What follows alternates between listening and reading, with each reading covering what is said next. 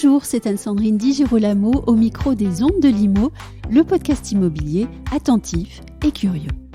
J'ai le plaisir de vous proposer un entretien aujourd'hui avec l'avocat Alain Cohen-Boulaka, conseil de l'UNPI, l'Union nationale des propriétaires immobiliers.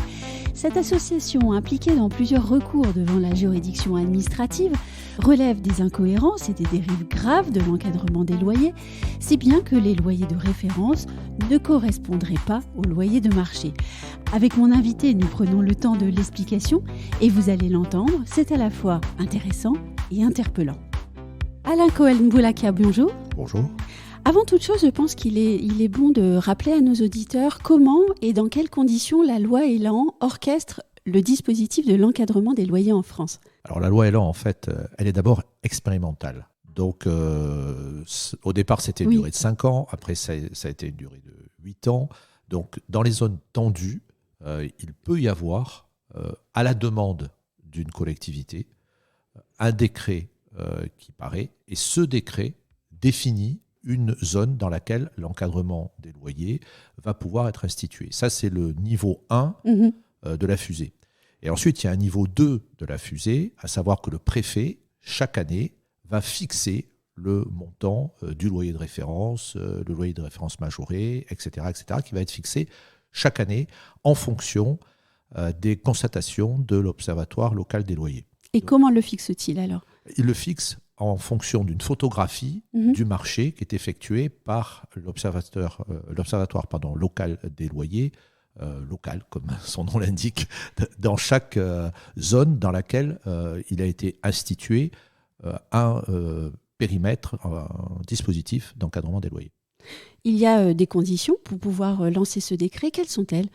Alors, il y a 4 conditions, à savoir un écart important entre le niveau moyen de loyer constaté dans le parc locatif privé et le loyer moyen pratiqué dans le parc locatif social. Donc, on va comparer en quelque sorte le niveau moyen de loyer qui est constaté dans le parc locatif privé et celui qui est constaté dans le parc locatif social pour voir s'il y a un écart qui est particulièrement important.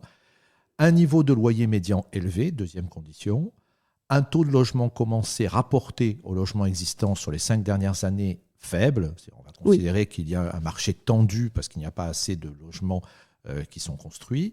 Et des perspectives limitées de production pluriannuelle de logements inscrites dans le programme local de l'habitat et de faibles perspectives d'évolution de celle-ci. Ce sont les 4 conditions qui doivent être établies pour qu'une collectivité puisse demander qu'un décret fixe un périmètre dans lequel va être institué un encadrement des loyers. Est-ce que ce sont des conditions cumulatives ? Alors, nous considérons que ce sont des conditions qui sont cumulatives et qui sont soumises, bien sûr, au contrôle des juges. C'est ce que l'UNPI que je représente et la FNAIM dans quelques dossiers, et l'UNPI dans la plupart des dossiers, a considéré, puisqu'il y a eu justement des contestations, mais je suppose qu'on va en parler, des contestations qui ont été effectuées concernant justement les décrets qui fixaient un périmètre que nous considérions comme injustifié. Vous venez de dire que vous êtes conseil de l'UNPI, l'Union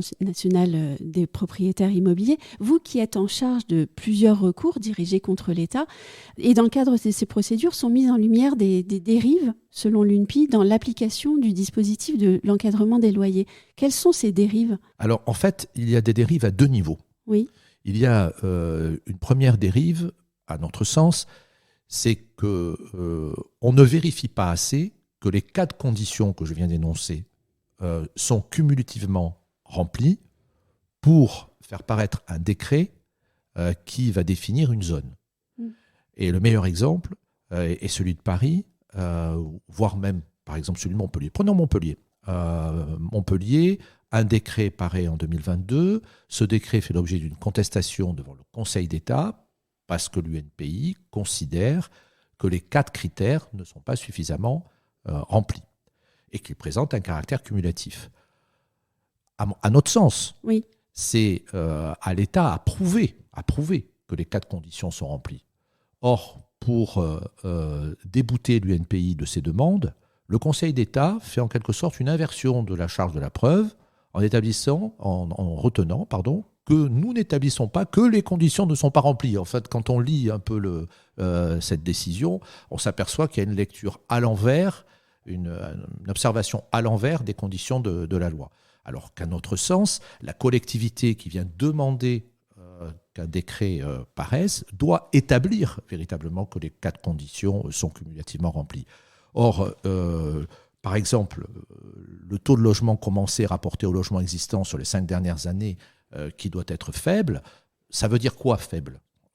Pour nous, ça veut dire véritablement qu'il y a une crise locale du logement au niveau des créations. Or, ce n'est pas totalement ce que retient le Conseil d'État, qui considère en quelque sorte qu'à partir du moment où une collectivité vient demander que soit institué un périmètre dans lequel va s'établir un encadrement des loyers, eh bien, on doit l'accepter, quoi.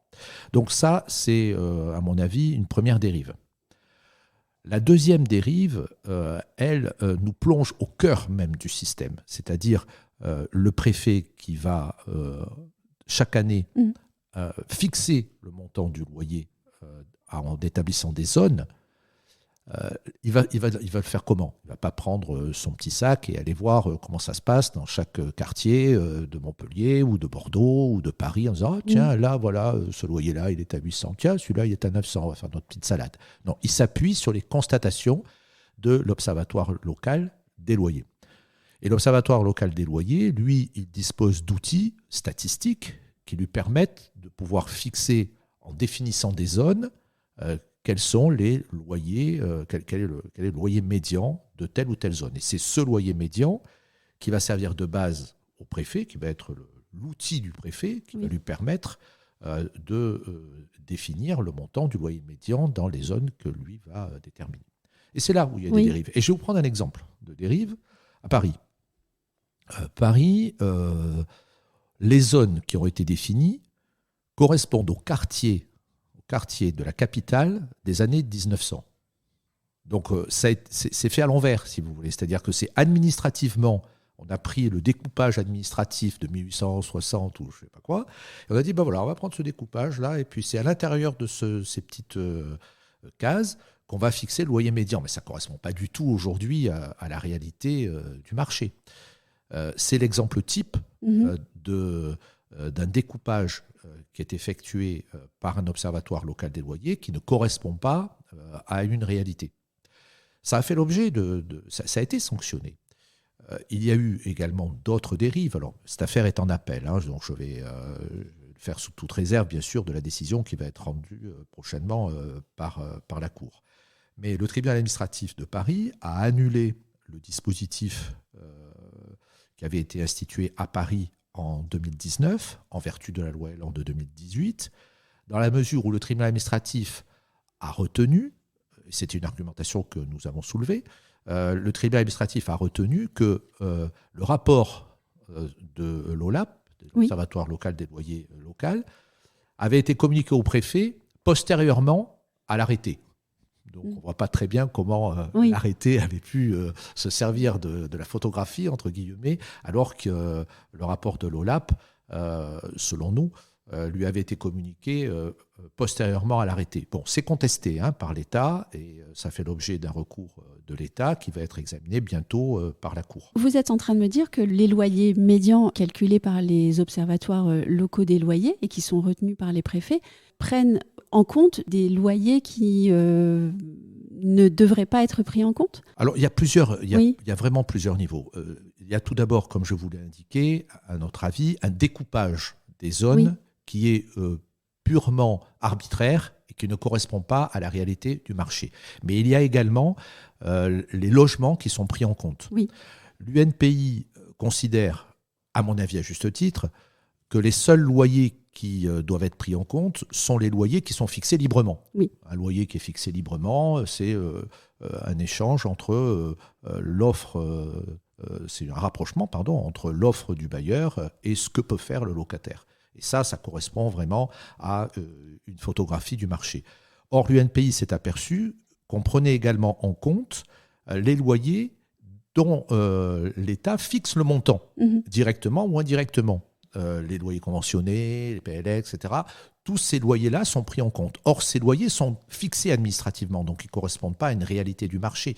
Ils devraient donc être exclus du périmètre d'observation de l'OLAP servant à la fixation d'un loyer médian par le préfet. Alors ça, c'est le premier point. Oui. Mais à la limite, ce premier point est moins important que le deuxième point, à savoir qu'on ne connaît pas la proportion qui existe entre les loyers qui sont fixés administrativement et les loyers qui sont fixés librement. Aussi bien que la statistique, elle est totalement erronée, elle est totalement fausse. Et il y a pire encore, un troisième niveau, c'est que le loyer médian, il est fixé chaque année pour les locations nues et pour les locations meublées.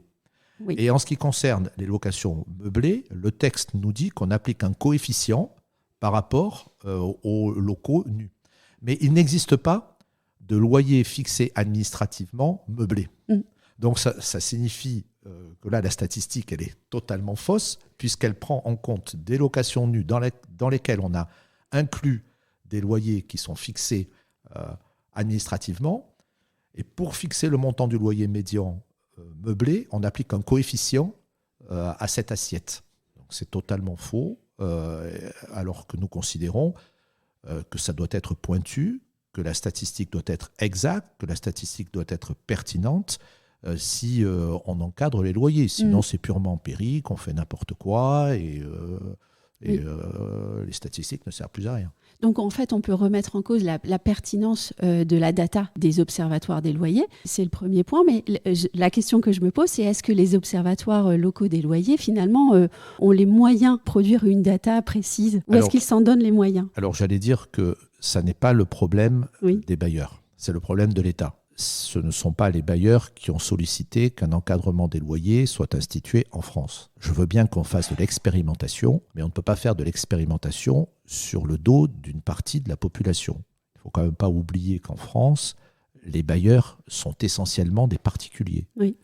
Et que de surcroît, les multipropriétaires, même s'ils sont en augmentation, sont peu nombreux. Donc ça signifie que le propriétaire moyen en France, c'est le propriétaire bailleur, moyen, et le propriétaire bailleur d'un seul logement, qui constitue souvent un complément de revenu ou un complément de retraite. Est-ce que vous pensez sincèrement qu'on peut faire de l'expérimentation sur le dos de ces propriétaires bailleurs, en précisant que finalement, les statistiques, elles ne sont pas tout à fait exactes, mais on va les améliorer, on va s'améliorer petit à petit, on va se donner les moyens. Moi, j'en sais rien si on peut avoir les moyens. Moi, je ne suis pas à l'OLAP, donc je ne peux pas savoir si l'OLAP a les moyens de pouvoir faire un tri entre les loyers qui sont fixés administrativement et ceux qui ne le sont pas. Objectivement, je n'en sais rien. Si je vous ai bien compris également, les loyers de référence ne correspondent donc pas aux loyers du marché. Alors, disons que les loyers de référence ne doivent pas obligatoirement correspondre aux loyers de marché. Mais pas obligatoirement. Ce n'est pas totalement l'esprit de la loi. Mais toujours est-il que ce qui sert de base à la fixation du loyer de référence, nous considérons que cette statistique est fausse. Voilà.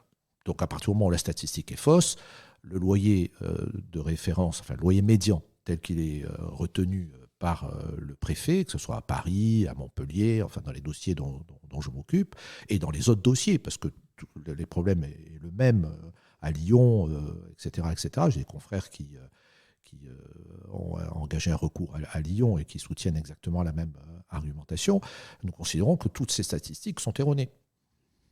Et de façon générale, combien d'actions, si vous le savez, sont en cours en France contre les décisions d'encadrement des loyers ? Alors écoutez, je crois savoir que, mis à part Montpellier, Paris, un recours qui est formé également, que je soutiens dans l'Est parisien, il y a un recours à Lyon. Pour l'instant, il n'y a pas eu de recours à Bordeaux, mais il paraît qu'il va y en avoir un en ce qui concerne l'année à venir. Grenoble, je ne sais pas. Villeurbanne, je ne sais pas. Donc je ne peux pas vous répondre en ce qui concerne les dossiers dont je ne m'occupe pas. C'est quand même un mouvement important. C'est un mouvement important parce que, comme je vous l'ai dit, on est dans l'approximation. Oui. Et l'approximation ne peut pas servir de loi. Je vais vous poser une question très naïve, mais est-ce que selon vous, les éléments que vous apportez à la connaissance des juges, et notamment celui sur le calcul du loyer médian, sera pris en compte Alors là, écoutez, Oui. je ne pratique pas encore l'art divinatoire. Oui. Par contre, ma petite expérience me fait dire que les juges seront attentifs à nos observations.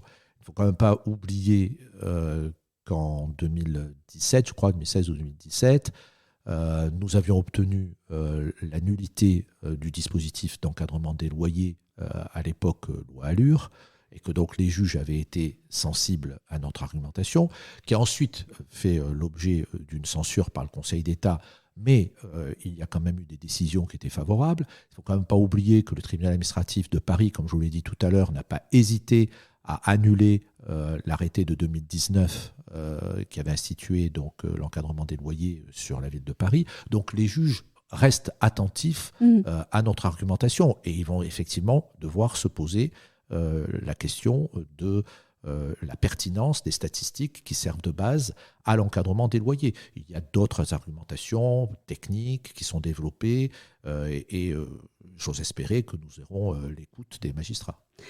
L'UNPI parle dans son communiqué de presse de vision collectiviste du logement, en soulignant aussi immédiatement l'absence de moyens mis en face par l'État pour assumer et défendre cette vision, notamment soutenir la construction et faire en sorte que les Français puissent accéder au logement. Est-ce que vous êtes en phase avec cette affirmation ? Oui, effectivement, il y a quand même un problème en France, c'est que l'on demande énormément aux bailleurs privés, puisqu'on leur demande de faire des efforts en ce qui concerne la transition énergétique, ce qui est dommage. On leur demande de faire un effort au niveau de l'augmentation de l'impôt foncier. On demande énormément d'efforts aux bailleurs privés. Je rappelle quand même que la fiscalité en ce qui concerne les locations est une fiscalité qui est quasiment confiscatoire en France. Mais alors que l'on sait qu'il y a une crise du logement en France, on continue à taper sur les bailleurs privés. On ne peut pas augmenter l'offre de logement en tarissant cette offre. Or, on en arrive aujourd'hui à une augmentation importante des logements vacants, notamment, c'est-à-dire on rencontre justement des petits propriétaires qui préfèrent ne pas louer leur logement plutôt que d'aller vers des ennuis, d'aller vers une législation galopante, etc., etc. Mais je voudrais juste vous faire une petite remarque à propos de l'encadrement des loyers et à propos du statut justement du bailleur privé. Est-il normal qu'un bailleur privé qui effectue un investissement consistant à acheter un logement, quand il va acheter son logement, qu'est-ce qu'il va faire ? Il va faire comme n'importe quel épargnant. Il va calculer quel est le montant de son crédit et il va calculer ensuite quel est le montant de ses recettes prévisibles, à savoir les loyers qui correspondent au marché. Oui. Et nous sommes donc en 2014, par exemple. Et le propriétaire bailleur sait qu'il va devoir payer 1 000 € de crédit par mois, mais il sait aussi qu'il va pouvoir encaisser un loyer qui va être fixé à peu près à 900 €. Et puis surgit l'encadrement des loyers, et tout d'un coup, ce loyer, il n'est plus à 900 €, mais il est à 600 €. Est-ce que vous croyez sincèrement que c'est normal ? Moi, je considère que ça n'est pas normal. Et l'UNPI que je représente considère qu'il y a là une inégalité, en quelque sorte, devant la loi, parce que lorsque l'on fait un investissement, qu'on soit un particulier, qu'on soit une entreprise, lorsqu'on fait un investissement, on doit pouvoir prévoir en fonction de ce qu'on pense être le marché, quel va être l'avenir de son investissement, et non pas en fonction d'une décision de l'État qui va d'ailleurs toujours dans le même sens, c'est-à-dire dans le sens d'une sanction à l'égard de l'investisseur étant en l'occurrence ici le bailleur. Et puis aussi, la loi fiscale doit pouvoir rester prévisible pour permettre à chacun d'envisager sereinement ses investissements et finalement sa vie. Tout à fait. Prévisible et en tout cas non soumise à des aléas d'ordre politique qui relèvent, à mon avis, un peu de l'arbitraire. Quels sont les prochains événements pour vous sur la procédure ? Qu'est-ce qui va se passer ? Quelle est la décision prochaine que nous devons attendre ? Alors, comme vous le savez, il y a donc 2 niveaux. Oui. Il y a le niveau Conseil d'État décret et il y a le niveau arrêté préfectoral. Arrêté préfectoral, c'est tribunal administratif local. Oui. Donc, Montpellier, tribunal administratif de Montpellier, Grenoble, tribunal administratif de Grenoble, Paris, tribunal administratif de Paris. Donc, tribunal administratif de Paris a déjà statué en ce qui concerne les arrêtés parisiens de 2019, 2020 et 2021. Il y a eu donc des recours qui ont été formés par l'État en ce qui concerne 2019, puisque 2019 avait été annulé, par l'UNPI en ce qui concerne 2020-2021, car le tribunal administratif de Paris n'avait pas annulé les arrêtés en ce qui concerne les années 2020 et 2021. La Cour administrative d'appel devait examiner ces recours lundi dernier, Oui. Et à la dernière minute, il y a eu ce qu'on appelle une déprogrammation, je ne sais pas pourquoi, donc la Cour a décidé que les affaires étaient déprogrammées, et nous serons donc convoqués ultérieurement. Quand ? Je n'en sais rien. Vous n'en savez toujours rien. Non, puisqu'il y a eu une déprogrammation. Oui. Donc, nous attendons une nouvelle convocation. En ce qui concerne Montpellier, le premier arrêté date de 2022. Il y a eu un recours qui a été formé par l'UNPI et la FNAIM. La Chambre départementale de l'Hérault, la FNAIM, s'est joint à l'UNPI pour engager un recours. L'affaire est pendante devant le tribunal administratif et n'a pas encore reçu fixation. Et en ce qui concerne un autre recours qui a été formé contre un arrêté dans l'Est parisien, le tribunal administratif n'a pas encore fixé également de date. On voit, quand on vous écoute, que le chemin est long, disparate, compliqué sur le plan judiciaire. Est-ce que, selon vous, il faudrait réécrire le texte de la loi pour qu'il soit plus clair, finalement, et moins sujet à contentieux ? Alors, je ne pense pas que le problème... on peut être pour ou contre la loi. Hein. Bon, oui, ça, il est évident que, si vous voulez, il est évident que l'UNPI que je représente ici n'est pas favorable au principe même de l'encadrement des loyers. Mais en admettant que l'encadrement des loyers existe, ce que demande l'UNPI, c'est à minima que les statistiques qui servent de base à la fixation du loyer de référence soient des statistiques qui soient exactes de telle manière que le système soit cohérent, même s'il n'est pas pertinent. On se reverra, je pense, très très bientôt pour commenter la décision que vous attendez impatiemment. Je ne manquerai pas de vous tenir informé en espérant que ce sera pour l'UNPI une bonne nouvelle, car elle mène ce combat maintenant depuis de très nombreuses années. Merci beaucoup.